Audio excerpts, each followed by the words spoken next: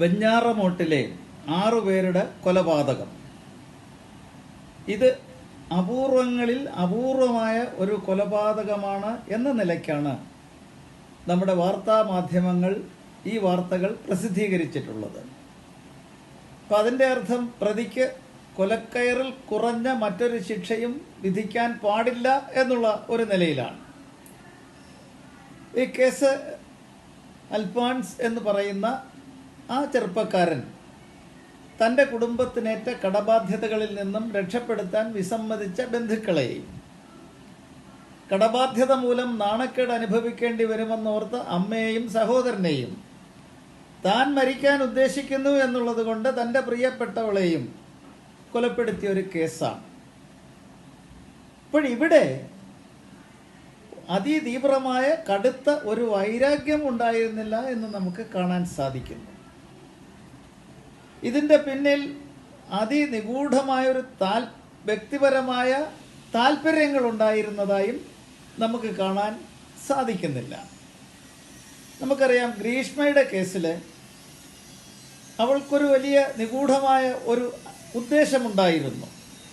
അതേപോലെ കൂടത്തായി കൊലക്കേസ്, അത് ജോളി തോമസ്, അതും 6 പേരെയാണ് കൊലപ്പെടുത്തിയത്. അത് 14 വർഷം കൊണ്ടാണ്. അതിൻ്റെ പിന്നിലും നിഗൂഢമായ ഉദ്ദേശങ്ങളുണ്ടായിരുന്നു. ഇവിടെ അത്രമാത്രം കഠിനമായ നിഗൂഢമായ ഉദ്ദേശങ്ങൾ ഉണ്ടായിരുന്നോ എന്നുള്ള കാര്യത്തിൽ സംശയമാണ്. പിന്നീട് എന്തിനിത് ചെയ്തു എന്നുള്ള ചോദ്യം വളരെ പ്രസക്തവുമാണ്. അപ്പോൾ ഇവിടെയാണ് ഇത് ഒരു മാനസിക വിഭ്രാന്തിയുടെ, മാനസിക രോഗിയുടെ ഒരു പ്രവൃത്തിയാണോ എന്നുള്ളൊരു സംശയം ഉന്നയിക്കപ്പെട്ടിരിക്കുന്നത്. കൊല്ലത്തെ ഒരു ഡോക്ടർ തന്നെ ഈ ഒരു വിഷയം അദ്ദേഹം ചർച്ച ചെയ്യേണ്ടതാണ് എന്ന് അഭിപ്രായപ്പെട്ടിട്ടുണ്ട്. സിസോഫെർണിയ എന്ന് പറയുന്ന ഒരു തരം മാനസിക രോഗമുണ്ട്.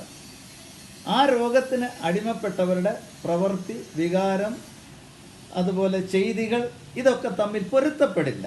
അവരെന്ത് ചെയ്യുന്നു, എന്ത് പ്രവർത്തിക്കുന്നു, എന്ത് അടിസ്ഥാനത്തിൽ പ്രവർത്തിക്കുന്നു, എന്ത് ലക്ഷ്യത്തോടു കൂടി പ്രവർത്തിക്കുന്നു എന്നുള്ള അതിൻ്റെ വിവേചനങ്ങൾ മുഴുവൻ നഷ്ടപ്പെടുന്ന ഒരു മാനസികാവസ്ഥ. ഇത് കൂടുതൽ സമയം നീണ്ടു നിൽക്കണമെന്നില്ല. ഈ സിസോഫെർണിയ എന്ന് പറയുന്ന രോഗം ഇൻ്റർമിറ്റൻ്റ് ആണ്. ഇടയ്ക്ക് വരും, പിന്നെ പോകും, പിന്നെ വരും, അങ്ങനെയൊക്കെ ഉള്ളതാണ്. സിസോഫെർണിയ രോഗി ഒരു 6 മണിക്കൂർ നേരത്തേക്ക് ഈ രോഗത്തിൻ്റെ പിടിയിലായിരുന്നുവെങ്കിൽ അത് കഴിഞ്ഞ് അദ്ദേഹം മണിക്കൂറുകളോളോ ദിവസങ്ങളോളോ ഒരു പ്രശ്നമില്ലാതെ ജീവിക്കുന്ന ആളുമാകാം. അപ്പോൾ ഈ തരത്തിൽ നിരവധി സാധ്യതകൾ ഈ കൊലപാതകങ്ങളുടെ പിന്നിലുണ്ട് എന്നുള്ളതൊരു വസ്തുതയാണ്. മലയാള മനോരമ കൊടുത്തിരിക്കുന്ന വാർത്ത പണമില്ല, കൊന്നൊടുക്കി എന്നുള്ളതാണ്. മാതൃഭൂമിയാകട്ടെ വട്ടം ചുറ്റിച്ചു കൂട്ടക്കൊല, മരണമുറപ്പാക്കാൻ ചുറ്റിക ഉപയോഗിച്ചു എന്നൊക്കെയാണ് വാർത്തകൾ. അപ്പോൾ ഇവിടെ ഈ വാർത്താമാധ്യമങ്ങൾ ആദ്യമേ തന്നെ കയറി വിധി പറയുന്ന ഈ ഒരു സ്ഥിതി അത് നമ്മൾ ഒഴിവാക്കേണ്ടതാണ്. അത് ജുഡീഷ്യറിയുടെ ഇൻഡിപെൻഡൻസിനെ ബാധിക്കുന്ന ഒന്നാണ്.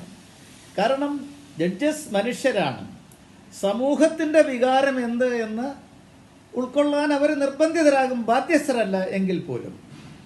അപ്പോൾ അതുകൊണ്ട് വാർത്താമാധ്യമങ്ങളോട് പറയാനുള്ളത് ഇത്തരത്തിലുള്ള കൊലപാതകങ്ങളുടെ പ്രവർത്തികളുടെ ഒക്കെ പരിണത ഫലങ്ങളെക്കുറിച്ചും അതിൻ്റെ വിശദാംശങ്ങളെക്കുറിച്ചും ഒക്കെ പറയാം എന്നുള്ള അല്ലാതെ അതിൻ്റെ നേച്ചർ